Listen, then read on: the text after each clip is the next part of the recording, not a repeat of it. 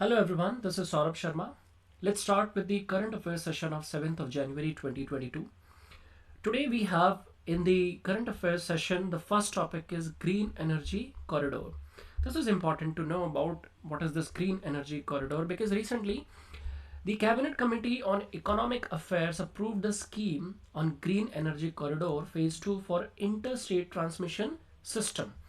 Interstate transmission system. Now, in this regard, let's see what is the objective of this green energy corridor. What is it? See, simply it aims at synchronizing the electricity produced from renewable resources such as wind, solar, with the conventional power stations in the grid. So the renewable resources, whatever the electricity and energy we are producing, that must be synchronized and transmitted through the grid connectivity to the areas where energy deficiency is there. And because in India there are all the regions which are not equally distributed along with the perspectives of producing green energy or renewable resources of energy. For example, the wind energy is mostly favorable in the states of Tamil Nadu and Gujarat. Then the southern Indian states or the desert region states are good enough to produce the solar energy. So in that sense, the biomass is being produced in the Uttar Pradesh and other regions. So this renewable resources of energy, what is producing, it must be connected to the central grid or the grid connectivity in a phase manner. The aim to achieve the target of 450 gigawatts installed re-energy capacity by 2030. This is India's vision, and in this way India is contributing to the to its objectives towards attaining the carbon neutralship, zero carbon nation. This is what actually India has set the target of 2070, that India will stop adding carbon contents to the nature or natural environment. Now we are striving towards this the wholesome objective. The objective of green energy corridor is also to evacuate approximately 20,000 megawatt of large scale renewable power and improvement of the grid in implementing states. So these are 2-3 objectives. And what is the significance of this project overall, be it GEC1 and GEC2? It will contribute to the long term energy security of India. Very important, because energy security of India is still a big question mark in front of Indian economy, Indian governance, Indian system of decision making, and will promote ecologically sustainable growth by reducing carbon footprint, because India is seeking a position, a membership in the Permanent Security Council. For that matter, India has to show its uh, capacity, its dedication, and its attributes within the actions towards promoting the ecologically sustainable environment, and how far India can do it. That will also promote and decide India's good image to the world level or world nations. It will also facilitate in generating large direct and indirect employment opportunities for both the skilled and unskilled personnel, because India has largest pool of demographic dividend, and if we are providing that with the skills, little finance and some opportunity, this thing can do miracle and wonder. Now, what is GEC1? Phase 1 of the green energy corridor is already under implementation in Gujarat, Andhra Pradesh, Karnataka, Himachal Pradesh, Maharashtra, MP, Tamil Nadu and Rajasthan. Keep this thing in mind, my dear friends, that whenever you are reading any location, when you are seeing any such geographical parameter or location, that location must automatically be framed or marked on the pages of map within your brain. This is the good way to see the things in the perspective of that. For example, we have read Himachal Pradesh, so your mind should ultimately go towards the northern region of India where Himachal Pradesh is lying, and okay, Himachal Pradesh, hilly region, forest, green part, temperate region, snowfall and everything, so that you can actually start connecting the points which are scattered in your mind, in your subconscious. So you need to bring it in your conscious. It is working for the grid integration and power evacuation of about 24 gigawatts of renewable energy. That was GEC1. Now, what is GEC2, which is actually now cleared for implementation by the Cabinet Committee on Economic Affairs? The GEC2 will facilitate grid integration and power evacuation of approximately 20 gigawatts of renewable energy power projects in 7 states, which are the states which were not covered in the previous part. States namely Gujarat, Himachal Pradesh, Karnataka, Kerala, Rajasthan, Tamil Nadu and Uttar Pradesh. The transmission system will be created over a period of 5 years from financial year 21-22 to 25-26. It is targeted to be set up with a total estimated cost of 12,000 plus crores, and the central finance and assistance of 33% of the project cost will be given. And this central finance assistance will help in offsetting, that means reducing the intra-state transmission charges, and thus keep the power cost down, because the charges of connecting the residual energy with the grid system and then the transmission cost, this entire incurring of the cost should not become a heavy burden on already suffering power companies, discoms. So in this manner, this 33% central finance assistance provided by the central government will also help them to offset. Offset means get rid of the transmission charges. Therefore, it will be affordable, it will be efficient, and in this way, the sustenance of the project is also ensured. Now, what are the initiatives related to green energy we have at the moment, so that you should have some scheme in your mind? One is International Solar Alliance, as we all know, One Sun, One World, One Grid, National Solar Mission, Pradhan Mantri Kisan Urja Suraksha, and Uthan Mahabhiyan, PM Kusum, Atal Jyoti Yojana, some schemes.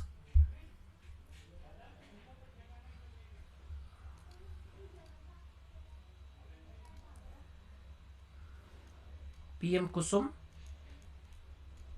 International Solar Alliance, Atal Jyoti Mission or Yojana or Mission,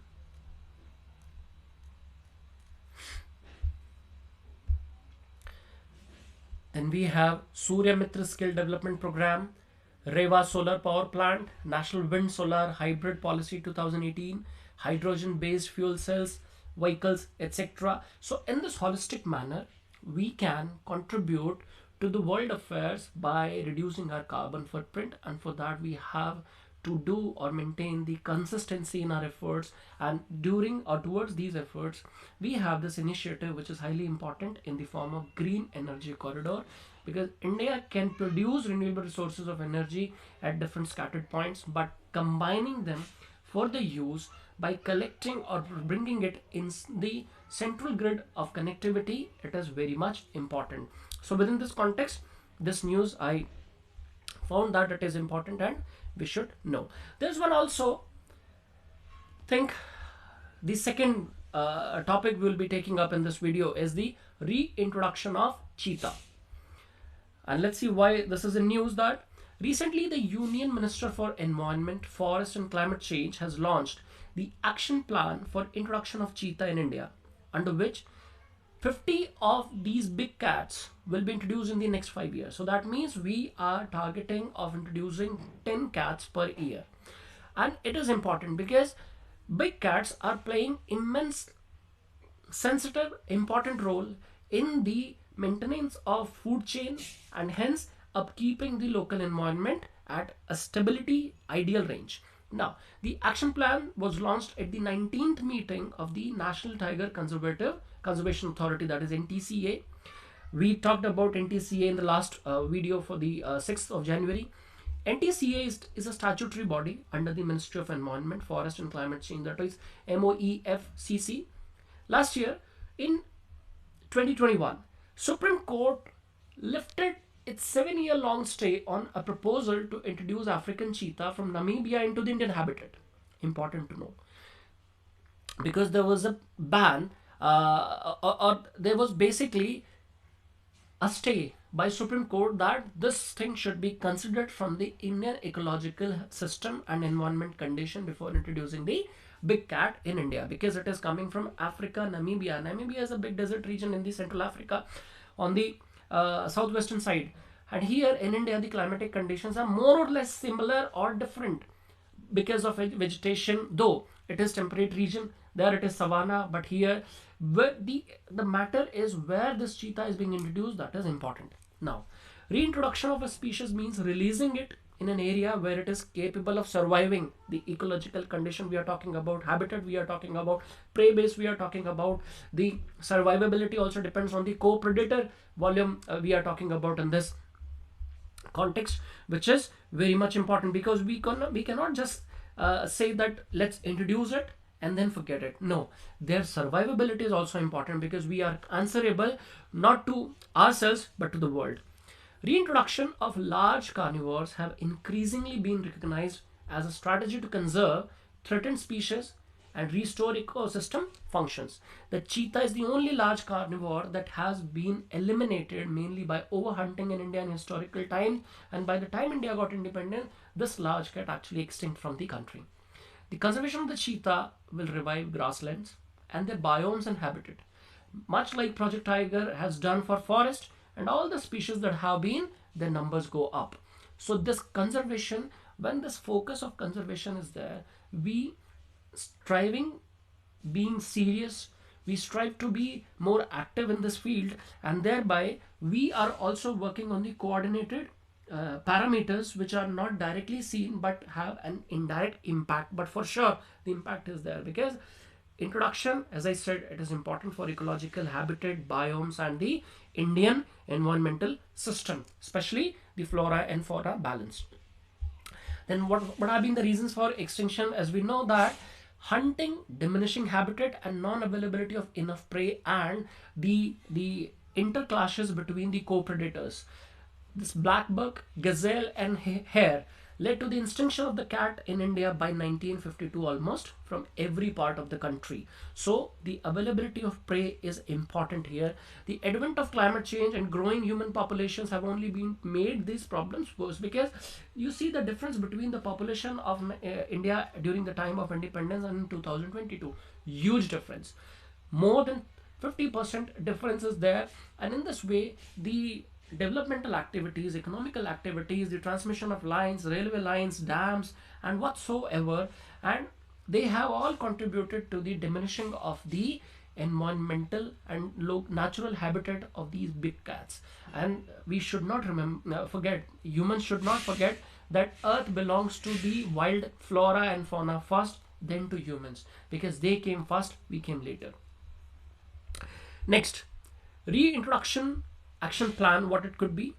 With the help from the Wildlife Institute of India and the Wildlife Trust of India, the ministry will be translocating around 8 to 12 cheetahs from South Africa, Namibia, and Botswana.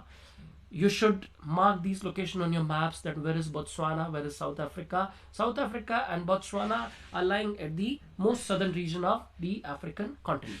These countries have the world's largest populations of the animal, because like this, Africa is considered as the big game region. Big game, why? Because the wildest of the wild animals and the biggest of the big animals, they are found there.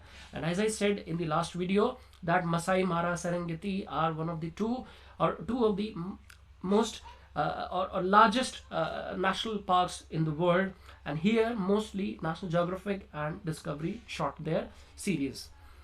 These countries have the world's largest population. As we said, the big cats will live at Kuno Palpur National Park in Madhya Pradesh. As I said, that it is important that where this new species is being introduced, we are not introducing them to the region of Rajasthan, not to the regions of Gujarat where the Gir is, because there the cohabitation problem will lie. And if we are introducing it in the Kuno Palpur National Park in Madhya Pradesh, here we can assure that the prey base is enough, because the green part is enough. The hare part, the gazelles, and the other black bugs are in abundance in these regions, and here the water issues is not there, and here the developmental activities will not disturb the movement of these natural cats, or the big cats, and natural flora and fauna balance in such a massive manner. And here we can actually ensure their survivability and their efficient living conditions. Now, what else we can here see that within this regard is the Cheetah is one of the oldest of the big cat species with ancestors that can be traced back more than 5 million years to the Miocene era. One of the biggest cat species. The cheetah is also the world's fastest land mammal that lives in Africa and Asia. Right? Here,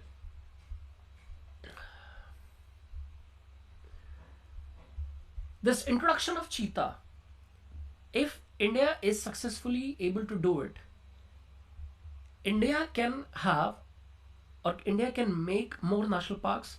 In this manner, the conflicts or the efficient actions taken by Indian government in conserving the tigers population in the country and taking it in a good a plausible figures, the world has actually praised India. And if India is also able to do it in the case of cheetah, it will also add on to the soft image of India and its consistent efforts in the ways of saving environment like anything. And this is absolutely going to add to the Indian contendership or claim for asking a permanent major seat or a permanent seat in the United Nations General Security Council as a permanent member. So this is all about the project Cheetah and the reintroduction of cheetah.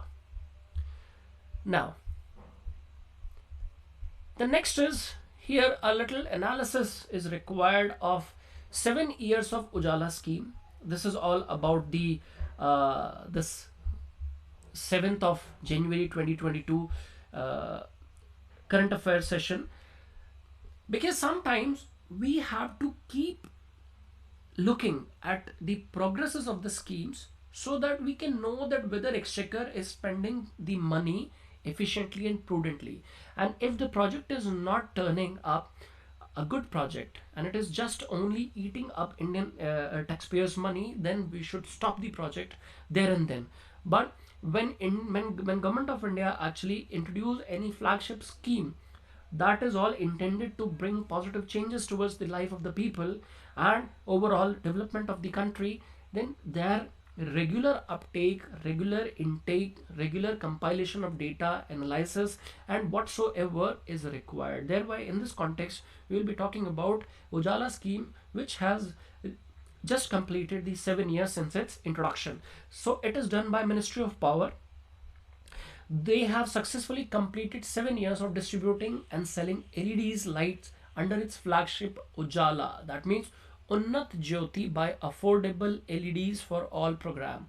Unnat Jyoti by Affordable LEDs for All program. This is known as Ujala. The initiative evolved into the world's largest zero subsidy domestic lighting program, with more than 36.78 crore LEDs distributed across the country. So evolved into the world's largest zero subsidy domestic lighting program.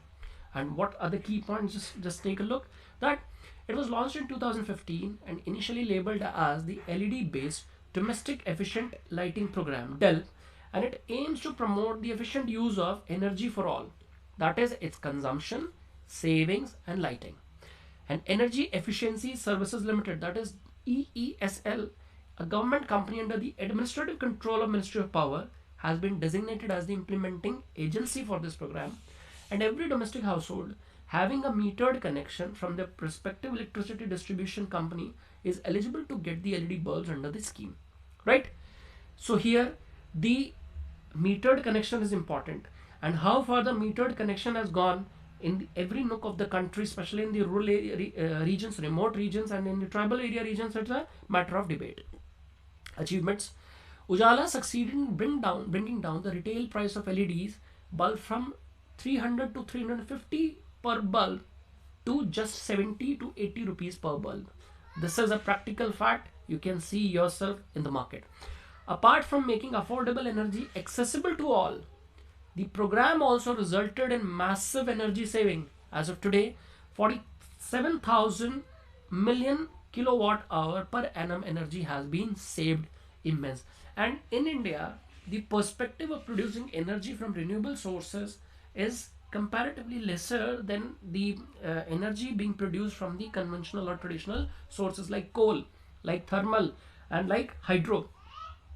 in this manner, when thermal is still taking the largest share in the process of producing energy, India has to import coal, and coal is actually adding carbon footprints to the environment. It is not at all good. So you can imagine in this context that if India has been able to save 47,778 kilowatt hours, million kilowatt hours, by just introducing the LEDs, though exchequer has been burdened, but see the long term effects and long-term benefits we are going to get by implementing this scheme to the general environment, what in India has been doing, and it is also adding to the feathers of India positively. Further, there has been 386 crore tons of reduction in CO2 emissions, massively done. It provides an impetus to the domestic lighting industry. It encourages Make in India, as domestic manufacturing of LED bulbs has increased from 1 lakh per month to 40 million per month. 1 lakh to 40 million. 40 million is easily, you can say that it is 4 crores, and absolutely commendable, remarkable figure this is. And what are the other initiatives related to energy efficiency conservation we have at the moment other than Ujala? It's Gram Ujala. Under this initiative, LED bulbs will be distributed at a highly subsidized rate at rupees 10 across 2,579 villages, that is 2,579 villages in 5 states of Bihar, Uttar Pradesh, Telangana, Andhra Pradesh and Karnataka. This is Gram Ujala, so that people can afford the LEDs, because 10 rupees for buying an LED and saving your meter cost and like bringing it down, it is considerably a good scope of motivation for the people to shift from the CFL bulbs to LEDs. Then next is Perform, Achieve and Trade scheme, that is PAT. It is a market-based mechanism to enhance the cost effectiveness in improving the energy efficiencies in energy-intensive industries through certification of energy saving which can be traded. For example, you are seeing those stars, 3-star product, 4-star product, 5-star product. So in this context, this statement has been quoted. Standards and labeling. The scheme was launched in 2006 and is working and is currently invoked for equipments and appliances. Here the efficiency of the bulb, the quality testing is also marked over it, which ensures that the right product with right quality is going to the market and people have choice to make available, and that people are able to make right buy from the rightly available products. Then Energy Conservation Building Code, ECBC, is what it was developed for new commercial buildings in 2007, so that the energy being utilized in that sense, energy conservation, energy reharnessing prospects are also there. Then Street Lighting National Program, EESL, replaces the conventional street lights with LEDs at its own cost. So everywhere when the conventional bulbs are being replaced with LEDs, so definitely in every efforts the carbon footprints are reduced and carbon dioxide emissions is also controlled. So this was just an analysis about the this Ujala scheme.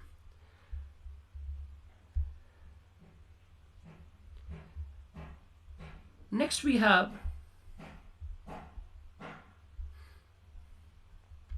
Heli-Bond survey for groundwater management.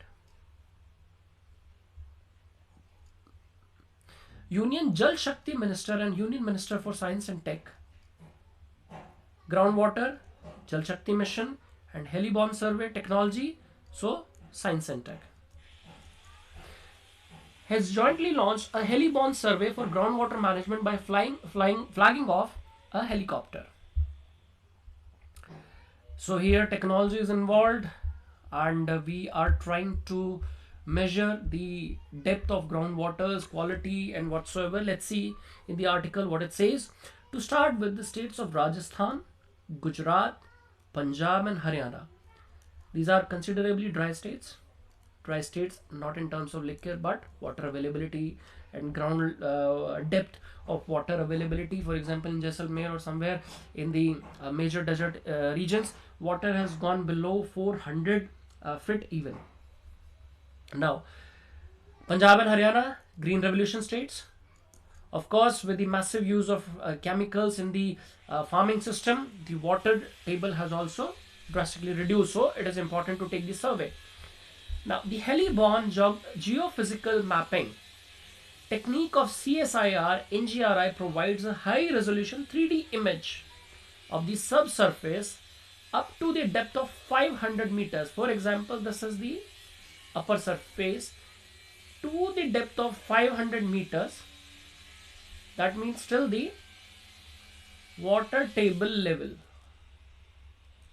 Water table is that till what depth we have the availability of groundwater. So that 3D image will be given by this project, which is jointly launched by CSIR NGRI, and the project name is Heli-Bond project or survey. It will give us a high resolution 3D image of the subsurface. This area is known as subsurface because it is below the surface or near to the surface. It is known as subsurface up to a depth of 500 meters. In some areas, this survey will also provide information about quality, level, quantity and information of groundwater present as deep as 500 meters. It is important because in this manner we can see that what over the ground arrangements we need to check the quality and how the water utilization can be channelized and can be mapped and can be discussed among stakeholders by seeing the level of the water and quantity of the water availability in different regions. In this way, we can actually plan our agricultural cropping system. We can plan our cropping timing, that when to introduce which plant, which crop, and how to harness the groundwater. And we should not use those crops which are actually water intensive, like rice, like sugarcane. So in this manner, what could be the major changes we can do beyond based on this survey? CSIR, as you know, Council of Scientific and Industrial Research, and NGRI is National Geophysical Research Institute. Location is important for prelims. It's in Hyderabad. National Geophysical Research Institute. The project is aimed at mapping potential groundwater sources and its management for providing safe drinking water to millions of people living in the water-scarce arid regions of the country. This is a mega project of 150 crores to be implemented in 2 phases in collaboration with the Ministry of Jal Shakti as a part of National Aquifer Mapping Project. The new technique would help in water conservation, identification of new places for groundwater recharging, and that too at lesser cost than the prevalent ones like digging tube wells while using geophysics and remote sensing techniques. So it is also digging tube wells. It is time taking, efforts taking, and conventional ways, and not giving desired results.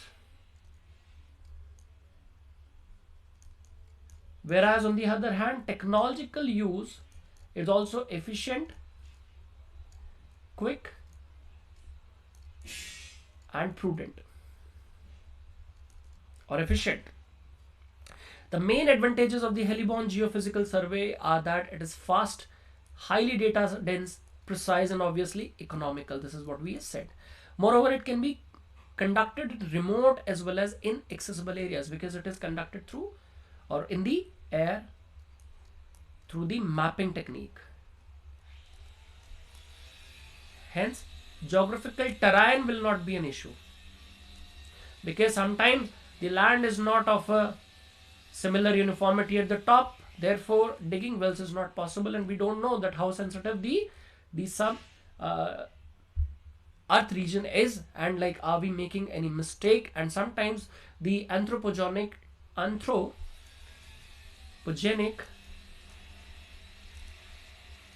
accidents also happen by using these conventional ways. So here it is.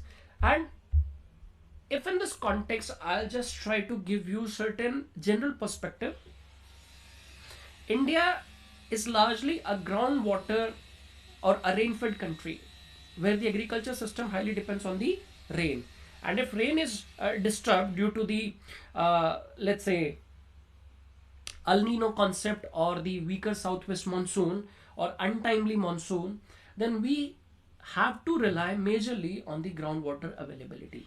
And in majority of the area, especially in the Deccan region, central Indian region, and the western parts of region, and in the like southeastern part of Maharashtra, like Vidarbha region, Nagpur region, here the water tables have gone down because water recharging capacity naturally is disturbed. And in the southern region, we have the rain dependent river system. So in this sense, we can say that the water availability is good for India, but the quality of water availability is absolutely at the verge of compromise in India. Water availability is good. Why I'm saying? Because India is a peninsular, and every like the three sides of India there is water. But can we use it water for crops? No. Can we use it water for drinking purposes without processing that water to make it suitable for consumption? No. Tedious process. Here, and groundwater condition, because like we are actually releasing the chemical discharges from the industry level at commercial level like anything, and we are releasing it, and there is a very weak system of keeping a check over the quality of water being discharged in the natural resources, natural flow of water and the ground level, and it is disturbing it because sometimes the bad and toxic chemicals levels are being risen, the level of fluorine is rising, level of any other toxic chemicals are giving bad effects on people, that their fingers, their nails, their body parts, their cells cracking, their teeth, their eyes, it is all suffering. And in many areas people are suffering due to these issues of bad water quality. In this also, Indian states are having the interstate water disputes. They have interstate water treaties and disputes. For example, Kaveri, one of the most disputed rivers in the country. Then also, you name the state where dispute is not there. One more thing, that India is passing on, or Indian rivers are passing in the areas of Bangladesh, where Indus Water Treaty is also sometimes in dispute. With Pakistan it is in dispute. Then Ganga River and Meghna project, and it is also in dispute. And sometimes because India has to maintain the level of water through for its estuaries, and it is also compromised when we are not sharing the ideal data with the neighborhood. So anywhere, and water is required because India is a developing country. For infrastructure development, water is required. For agriculture perspectives, water is required. For manufacturing purpose, water is required. And to control and sustain the regular supply of water to such a massive population, irrespective of class, irrespective of affordability, water is a natural need. Water is a universal need. You cannot imagine your life without water. So the availability for personal consumption, for other household consumptions, for just let's say very easily in a layman's language, that from taking bath to washing your clothes, to washing your utensils, everywhere, to mopping your floor up, you need water. So that means Indian water quality has to be controlled. We can control it externally, as well as we should have a data of that what is the actual water availability in the country. Because many people, many debate, discussion has given this output that if there was a war which is known as, or which would be known as Third World War, it would be for water only. Water and water. So in this sense, water is an important element of life, of economy, of natural aquifer system. So therefore this project stands very sensitive and important, because to have us an idea, then we can only plan that how to spend it. It's like money you have and then you are planning your budget. So we can say that this is a kind of water budget in this context.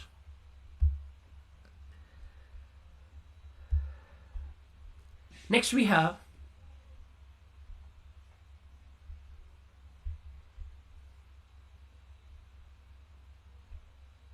Nari Shakti Puraskars. The Ministry of Women and Child Development has invited nominations for the Nari Shakti Puraskar. Just take a quick look at what is this all about. These awards are given. I'm just taking this thing on board because last time in 2021 PT there was a question about Bharat Ratna. Who introduce it, or let's say like how many Bharat Ratna can be introduced by central government, and some related statements were there. So it's important for us to discuss the national level awards. These awards are given annually by the Ministry of Women and Child Development through the President of India to individual men, important, or women, groups, academic institutions, NGOs, villages, in recognition of their exceptional work towards the cause of economic and social empowerment of women, especially for vulnerable and marginalized women. As the name suggests, women Shakti, empowerment, and especially in rural and vulnerable and marginalized section. Nari Shakti Puraskars are given on International Women's Day, 8th March. In case of individual category, the awardee must at least 25 years of age on 1st July of the award. So here, the trick question can be that person of any age or at least over 21 or at least over 18 is eligible for this award. No, it is 25 for this award. If the applicant is an institution, it should have worked in the relevant field for at least 5 years. So that shows that the scope of nepotism is tried to be reduced, because sometimes many odd elements of the society, they actually create an institution, they show that this institution is working for the people and all that, but since the time is given as 5 years, so it should have been a consistent and sustainable efforts from the institution in this field, then only it can be eligible for the award. Then she should not have been a recipient earlier of the award, including Stree Shakti Puraskars. An award may also be given to a state or union territory which has appreciably improved child sex ratio. So this Nari Shakti has many applications, from child sex ratio improvement to the women empowerment and women development. So just a simple discussion of this thing. Now, Asian waterbird census, important. The Sanjay Lake in East Delhi has become polluted over the years and the number of birds sighted there has fallen. According to a census carried out by Wetlands International, a global non-profit organization. It is an NGO. It is not part of any UN or any environmental agencies in the world. The census was part of Wetlands International Asian Waterbird Census, which is being carried out across Asia and Australia. Now, every January, thousands of volunteers across Asia and Australia visit wetlands in their country and count waterbirds. The citizen science program is called the Asian Waterbird Census. Australasia is a region which comprises Australia, New Zealand and some neighboring islands.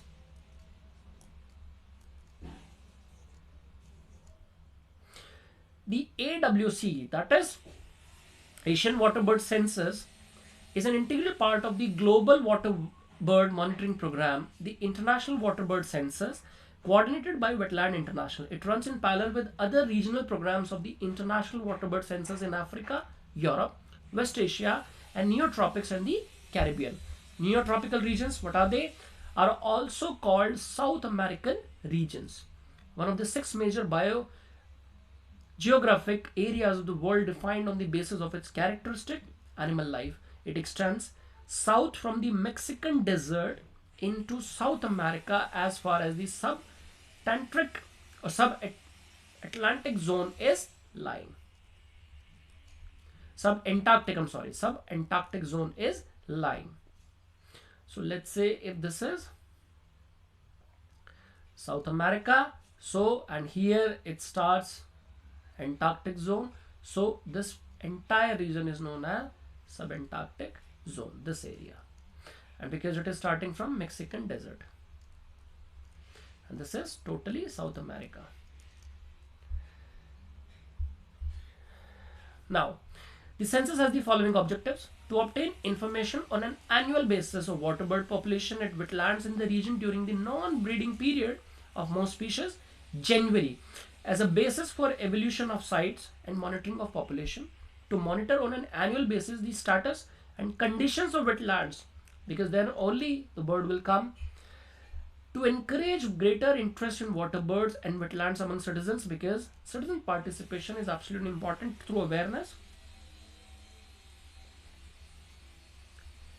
and becoming stakeholders, because then only the poaching thing and etc. can be stopped. Wetland International is the only global, for pity this is important, is the only global non-profit organization dedicated to the conservation and restoration of wetlands. Only. 2022 was a special year for biodiversity as it marked the end of the landmark Aichi 2020 biodiversity targets that governments around the world has agreed to years ago, several years ago. So this Aichi targets, biodiversity targets, mark the end of the target period 2022. Now, some points about Jog Falls, India's highest waterfall on Shravasti River. Karnataka cabinet has decided for providing more facilities for tourists at the 4 scenic cataracts, that is waterfalls. This cataract is not that cataract which you know with respect to your eyes problem. It is basically that rapids, cataracts, falls, these are the things which we understand in context of waterfall, that according to the height it is falling from.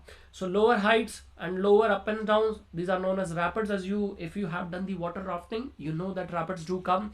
Then after rapids it's cataracts and then the falls.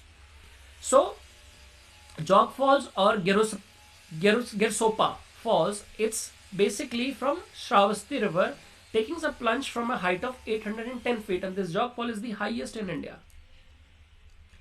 and it is in Western Ghats in Karnataka region.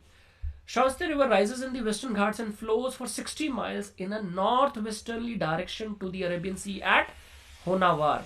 The Mahatma Gandhi hydroelectric power station and the Shravati Valley project, a short distance downstream of the cataract, generate much of the electricity for Karnataka state. So Mahatma Gandhi hydroelectric power station and Shravasti River moves towards western.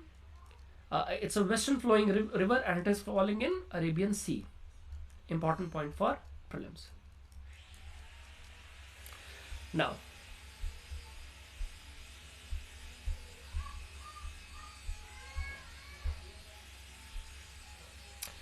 something about this Kazakhstan issue. Collective Security Treaty Organization, because India has again interest in Kazakhstan, and if Kazakhstan we are talking about, definitely the Russian perspective will also come. Russian perspectives, and wherever Russian and Kazakhstan, it has direct interest of China, because China is buying or using Kazakhstan natural gas. So, and China and Russian equation is changing, so that is why this topic becomes very important for us. So let's take a look over this topic, that what it is trying to say. Now,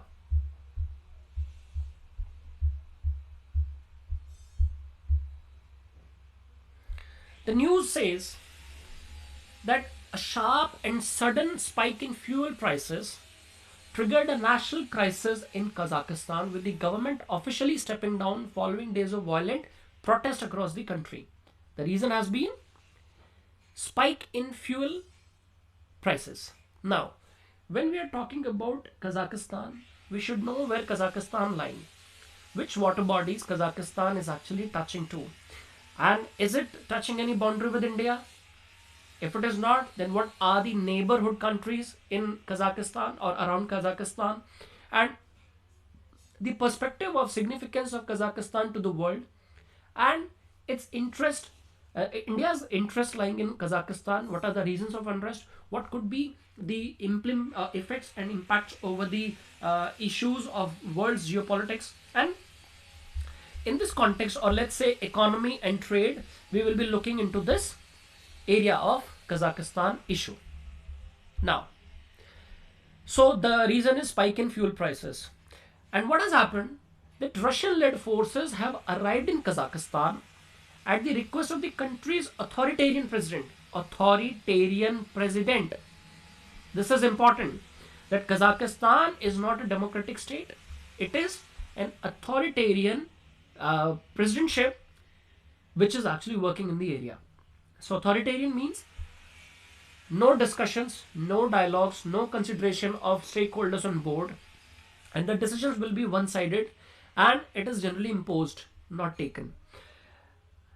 Amid this type of leadership in the country, the parallel effects and simultaneous effects we have is the violence, protest, anti-government protest, and sometimes parallel government starts running in, and this is how the civil war actually occurs in the country. The Defense Minister of India held bilateral talks with the Defense Minister of the Republic of Kazakhstan in New Delhi. So these are the just context. Now, reason for the unrest, let's take a look. What has happened? Angry Kazakhs first took to the streets after fuel prices doubled in the oil-rich Central Asian region when the government lifted price caps for liquefied petroleum gas, commonly used in vehicles. Kazakhstan is actually having the abundant gas reserves in its land, in its region, in its control, and then people actually gets angry that why the people of Kazakhstan are paying double the prices despite of the fact that they hold the world's one of the world's highest and largest reserves of natural gas, and commonly their vehicles are using LPG as fuel. The protests began in the oil city of Zhanaozen, where at least 16 oil workers protesting against poor working conditions were killed by the police in 2011. Which area? Zhanaozen. Demonstrations broke out and quickly turned violent in cities and towns across the country in what has been called the biggest wave of protest in Kazakhstan's history. Kazakhstan has been a largely stable autocracy since the collapse of Soviet Union in 1992. Protests of this scales haven't been since 1980s, never see. But now this type of issue is coming up.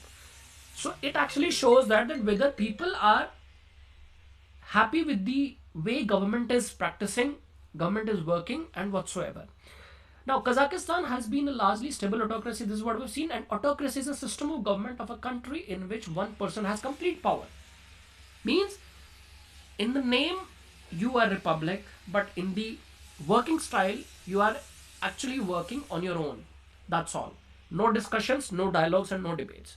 This 3D presence is not missing in the working style. It is known as autocracy. Now, protesters demanded the resignation of the government and lowering of LPG prices. Lowering of LPG prices is okay, but demanding the resignation of the government, then government will definitely give the highest possible resistance, because who wants to lose the power? Power has two principles. Number one, अपनी जाने मत दो, दूसरे के पास आने मत दो. Never let your power go and never let any other to attain that power. That will ensure that your power is maintained. In this way, if you are asking and directly challenging the government, then definitely government is not going to give up so easily, and hence there will be issues of resistance by the government against the demands of the people. Then definitely a chaos will happen in the society or in the nation. They have argued that jump in prices would cause a steep increase in food prices and deepen the income inequality that has plagued the nation for decades. The world is suffering from one of this issue, that income inequality. 1% of people around the world are controlling more than 55-57% of the wealth in the world. This is showing that how inequality has been persistent, and every single day, especially in the time of pandemic, it is deepening like anything. People are doubling their worth because they have the investments in all the areas and field of the supplying of services and production, that they do not get shut. For example, pharmaceuticals, food industry, oil, everything. They hold the basic infrastructure related works, and during the shutdown, those who are working for others, their work is actually cut off and their income started reducing, and some in majority of the cases we have seen that people have lost their jobs. So the people who are consistently working with irrespective of any kind of restrictions, because their industries are allowed, because it is needed, so their incomes are rising, and the people who are working for them, incomes is actually reducing, and these are the people who feel the pinch of a percent or 2% increase in the rates, and reduction of subsidies and anything of such nature that will actually excuse me, that will actually disturb the income prospects of their survivability, and hence people start protesting against such issues. In 2021, inflation in the country was closing in on 9% year on year basis, the highest it has seen in over 5 years. Thereby people got very angry with this inflation thing, and then the issue of this entire price hikings and all that. Now, demand for democracy. Cheaper fuel is only the tip of the iceberg. This is what we see here. There has been a growing discontent among ordinary Kazakhs, both over rising income inequality, number one, inflation, number two, and number three is lack of democracy style in the country. This is frustrating. Next, while the country has been able to attract millions of dollars worth of foreign investments by appearing politically stable, its authoritarian government has been widely criticized over the years for violating fundamental freedoms of the country. That means the image you are projecting to the world, and you are calling in investments, industrialists, and showing that your country is absolutely working fine in all the parameters of internal democracy and external democracy, but yet your internal democracy structure is weakened, then people will start showing it up at international levels too. That's but obvious. Now, significance of the protest for the world. Sandwich between Russia and China, because Kazakhstan's position it is talking about. Kazakhstan is the world's largest landlocked country, bigger than the whole of Western Europe, though with a population of just 19 million. That means 1.9 crores, not even 2 crores. It has vast mineral resources with 3% of global oil reserves and important coal and gas sectors in the country. It is the top global producer of uranium, which jumped in price by 8% after the unrest. Global producer of uranium. That means that this fissile material is important for the world for ensuring the nuclear produced energy, and in this way many countries like India can ensure that the energy security is maintained for India and it is ensured for India. So, but if the prices are going up, and because uranium processing and this production of energy from the uranium sort of connections, or in this context, it is absolutely expensive, and the increase in the prices by just 1% or 0.1%, let's say, it actually gives a big difference to the process. Now, the country is also the world's second largest miner of Bitcoin, the Kazakhstan. So these are the significant. A mainly Muslim republic with a large Russian minority, it has largely escaped the civil strife seen in other parts of Central Asia. Kazakhstan has yet maintained this dignity that it has not seen the civil rights, but in this way it is actually moving towards the same thing.